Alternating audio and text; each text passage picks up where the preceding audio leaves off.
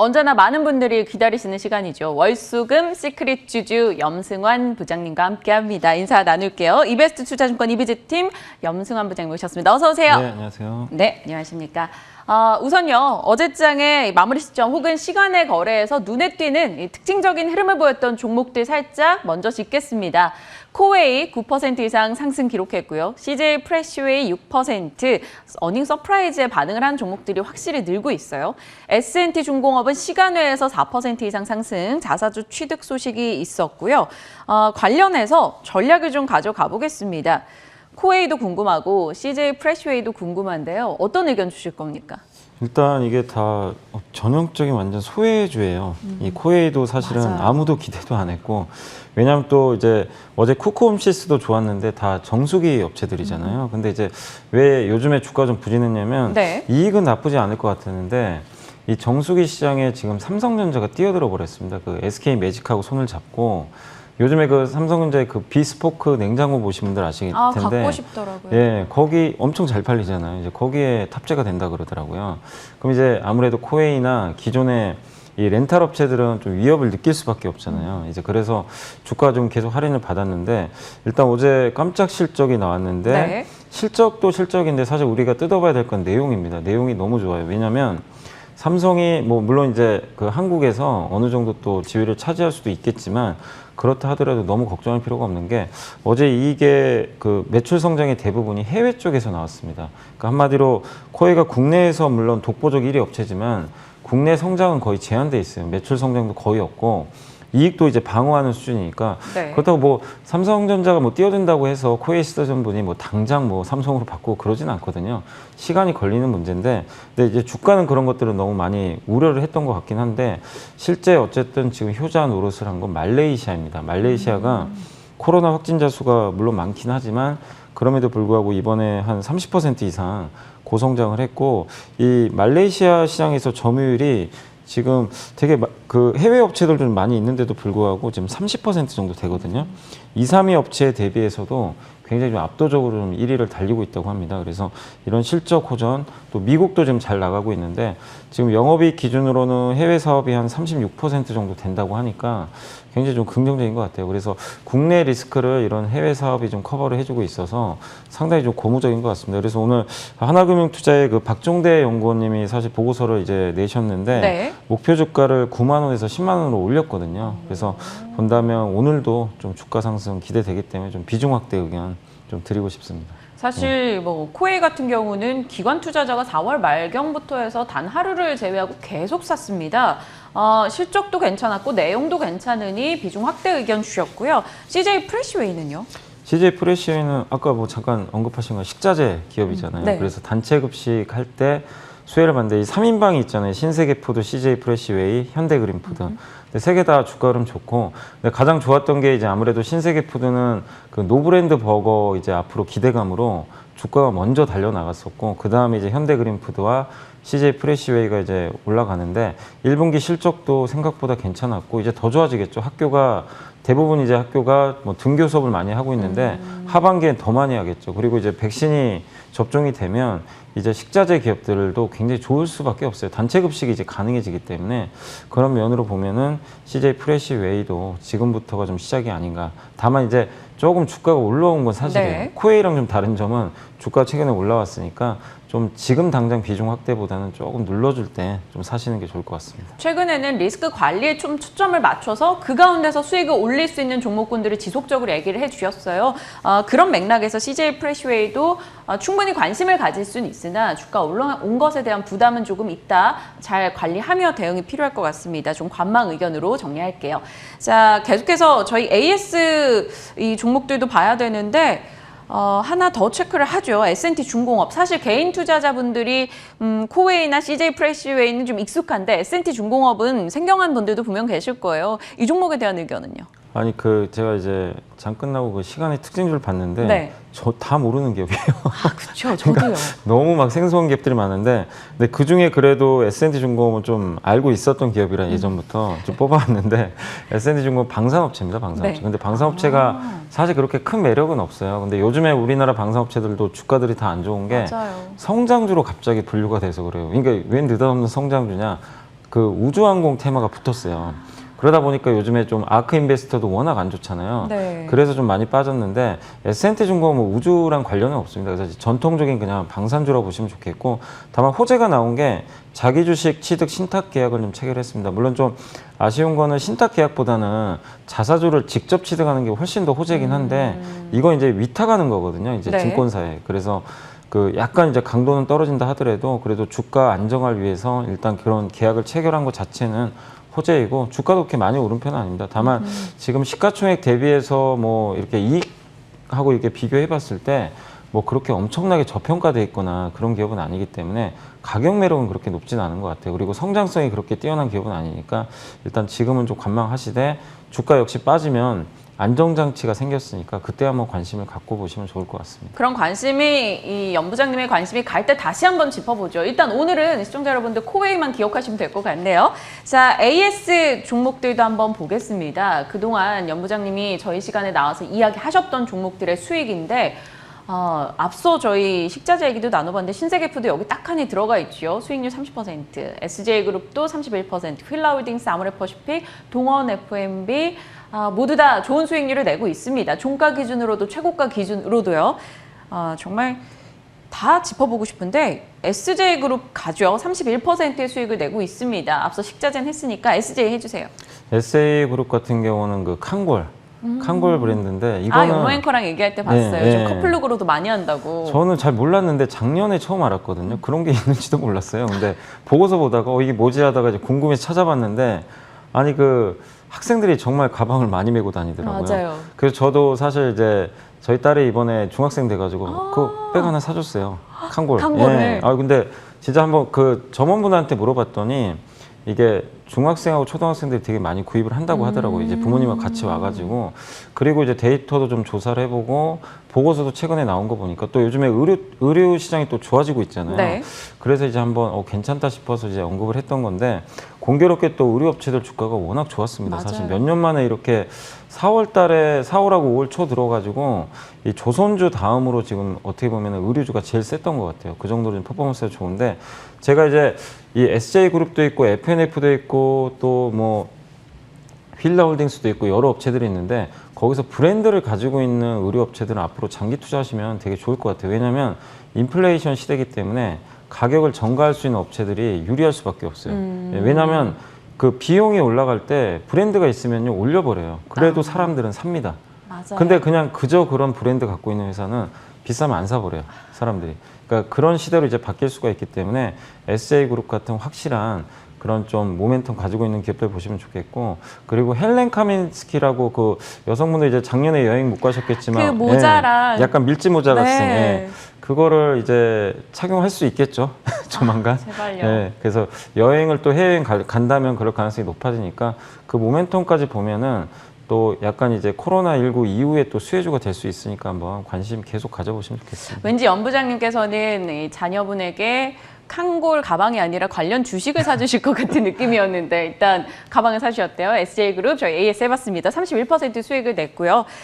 동원 F&B도 저희 AS에 해보죠. 14% 수익 5월 3일에 말씀 주셨던 종목입니다. 지금도 뭐 기존의 보유자분들은 끌고 갈 만한 거죠? 이제는 조금 저는 차익 실현하셨으면 그래요? 좋겠어요. 왜냐하면 네. 어제 곡물가가 이제 좀 꺾일 것 같아요. 지금 어제 철강석 가격, 그러니까 뭐냐면 원자재 가격이 올라갈 때 수혜주가 우리 보통 경기 민감주인데, 음식료 업체도 똑같아요. 곡물가 지금 급등했잖아요.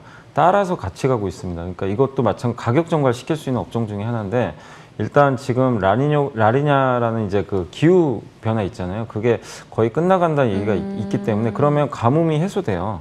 그러면 이제 풍작이 될 수도 있거든요, 나중에. 그럼 곡물가 떨어집니다. 그러면 단기적으로 좀 모멘텀 꺾일 수 있으니까, 뭐 나빠서라기보다는 곡물가의 상승에 베팅하는 흐름으로 갔기 때문에 그게 약간 꺾였을 때는 단기적으로 한번 차익 실현하는 게 좋을 것 같고, 그리고 오늘 보면 미국의 반도체 기업들이 급등을 했거든요.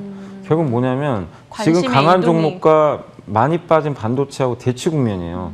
이쪽에 가면 이쪽은 떨어지게 돼 있습니다. 그렇게 본다면 단기적으로 음식료는 좀 팔고 좀 빠졌을 때 다시 재매수해보자, 이 말씀 드리고 싶고, 하나만 더 말씀드리면 그래도 좀 안 좋은 것도 얘기는 해야 되니까, 네. 그 RFHRC는 제가 한번 언급을 했다가 네네. 근데 공교롭게도 저는 그 유상자 후에 이제 보고서 보고 한번 언급은 드렸는데 좀 빠지긴 했어요. 통신 장비가 워낙 네. 안 좋아서. 근데 다시 한번 AS 해드리면 너무 걱정하지 마시고요. 제가 RFHIC를 왜 좋게 보냐면 이제 유증도 끝났고 전력 반도체라고 있어요. 그 시장이 뛰어들었어요. 그거 하려고 400억 유증을 한 거니까 앞으로 굉장히 저는 좋아진다고 보고 있습니다. 그래서 통신 장비 내에서도 이 전력, 지라갈륨을 소재로 한 그 전력 반도체 시장 엄청나게 커지거든요. 그래서 장기적인 모멘텀이 있으니까 너무 흔들리지 마시고 잘 보유해 가시면 좋을 것 같습니다. 워낙 연부장께서 말씀하신 종목에 많은 개인 투자자들이 관심을 두고 있는 만큼 이러한 이 솔직담백한 AS가 필요했습니다. RFHIC 보유자분들도 잘 점검하시면서 대응하시길 바랄게요. 일단 동원 FMB는 슬슬 차익 실현 관점으로 대응해보자 정리하겠습니다. 자, 이제 연블리의 시크릿 노트 열어보겠습니다. 어떤 주제로 오늘 이야기 풀어주실까?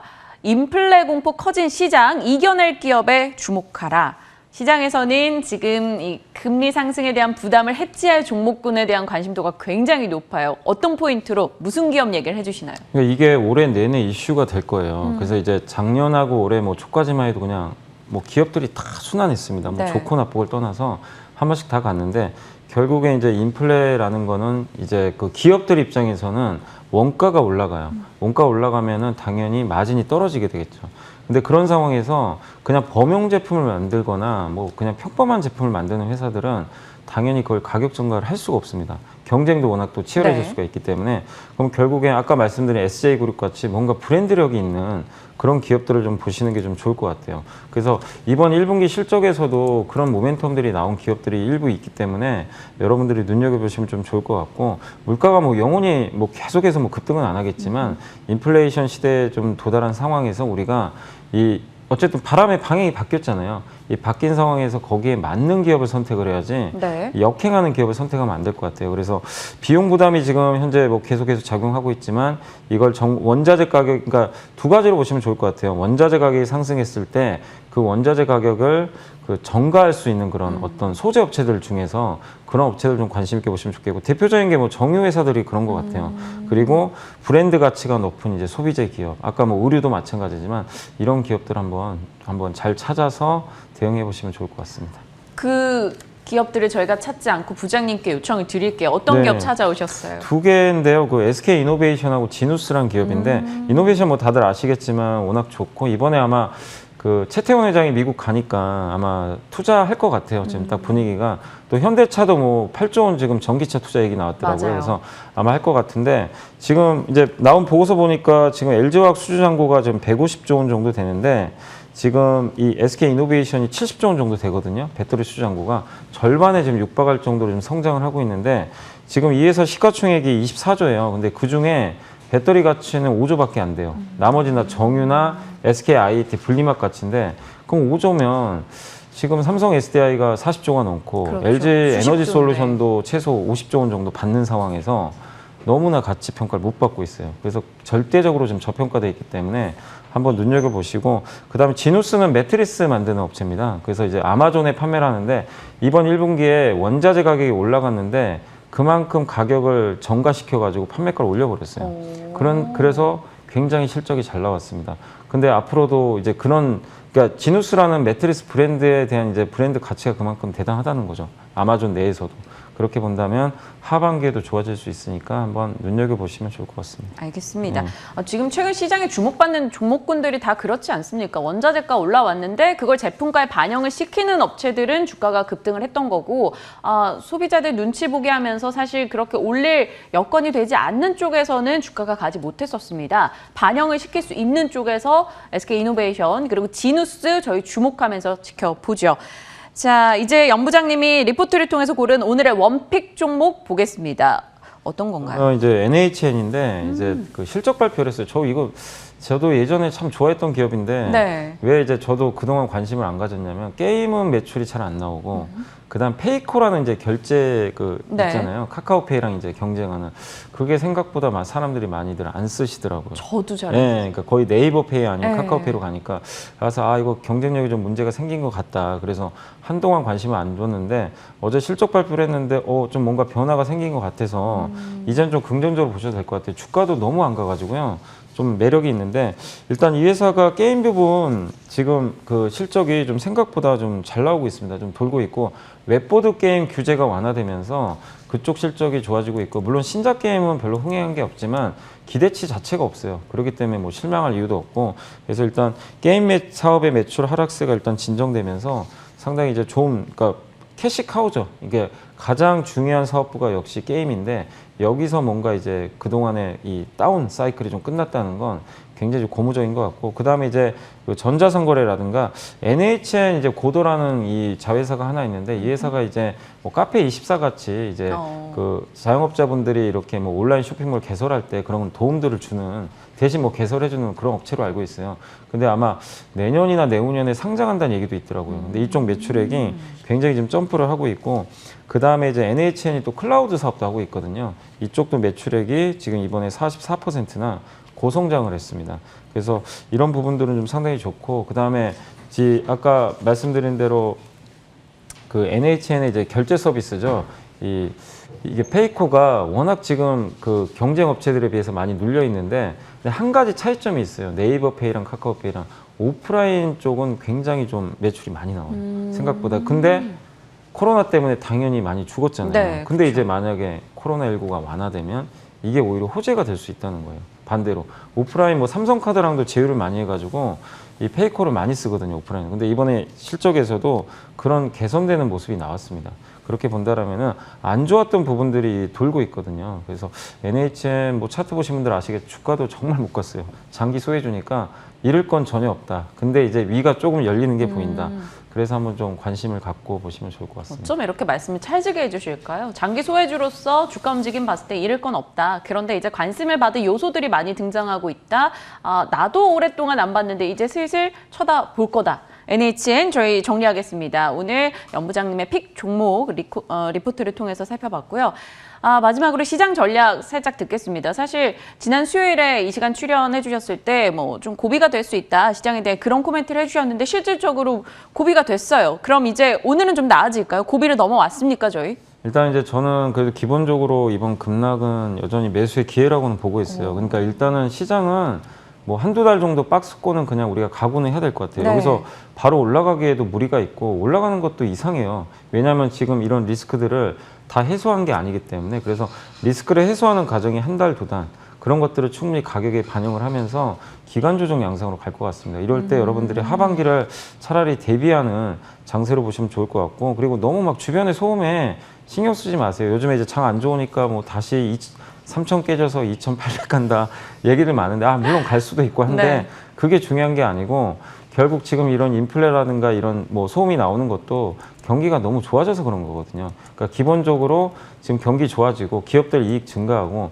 연준은 긴축할 생각은 아직은 없어요. 그런 기본적인 가정하에서는 바람의 방향은 여전히 위다. 근데 약간 이제 역풍을 좀 일부 맞은 것 뿐이지.